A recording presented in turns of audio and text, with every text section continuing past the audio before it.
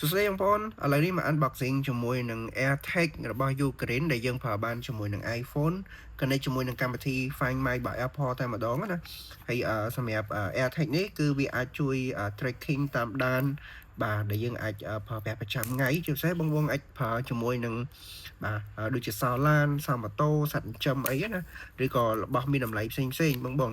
សម្រាប់ AirTag នេះវាចាប់ tracking បានល្អហើយពេលដែលយើងបាត់អវ៉ាន់ឬក៏ផ្លេចរបស់ដែលភ្ជាប់មួយ AirTag ហ្នឹងគឺយើងសួររកវិញបាទអញ្ចឹងយើងមកមើលក្នុងប្រអប់នេះសិនណា AirTag នេះគឺវាមានទំហំតូចទេបាទហើយសំខាន់រូបរាងវាគឺវា premium បាទស្រួលយើងពយួរជាប់មួយកូនសោមអីមើលទៅឃើញស្អាតមកបាទនេះរូបរាងទេបាទអញ្ចឹងពេលប្រើគាត់ដោះនេះចេញមកគឺយើង connect បានហើយតែយើងមកមើលខាងក្នុងទៀតណាអូមានខ្សែហើយមានប៊ូតុង reset មួយទៀតនេះបាទជាមកចូលចាក់ reset មួយហើយមានបតោងឥឡូវខ្ញុំហែកបតោងខាងក្នុងមួយសិន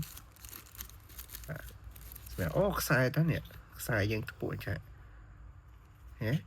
ចឹងស្អាតណាស់នេះហើយពណ៌វាពណ៌បែបpink ស្រាលចឹងពេលប្រើយកឲ្យយើងទាញ